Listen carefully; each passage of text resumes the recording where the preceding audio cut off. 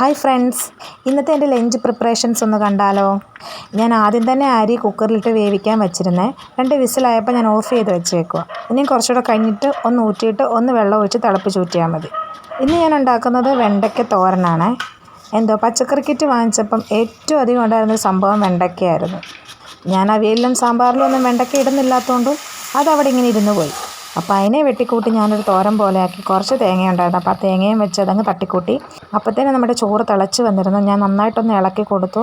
അമ്മ തലേന്ന് കുറച്ച് മീൻകറി തന്നു വിട്ടായിരുന്നു, ഞാൻ അതും കൂടി ചൂടാക്കി എടുത്തു. പിന്നെ 2 മുട്ടയും കൂടി ഒരു ഭംഗിക്ക് അങ്ങ് എടുത്തു, കാരണം തോരൻ മാത്രമായിട്ടൊന്ന് ബോറടിക്കണ്ടല്ലോ എന്ന് കരുതി. മുട്ട പൊട്ടി ചോദിച്ചപ്പോൾ ഞാൻ ഒരിക്കലും പ്രതീക്ഷിച്ചില്ല 2 മുട്ട ആ ഒരു കുഞ്ഞ് ബൗളിൽ സെറ്റാക്കുമെന്ന്. പിന്നെ കുറച്ച് വെളിച്ചെണ്ണ ഒഴിച്ചിട്ട് ഞാൻ നേരെ എണ്ണയിലേക്ക് മുട്ട ഒഴിച്ചു കൊടുത്തു. ഇഞ്ചി, ഉള്ളിയും പച്ചമുളകും കറിവേപ്പില എല്ലാം ഇട്ടിട്ടുണ്ട് കേട്ടോ, ഒന്നിനും ഒരു കുറവ് വരുത്തിയില്ല.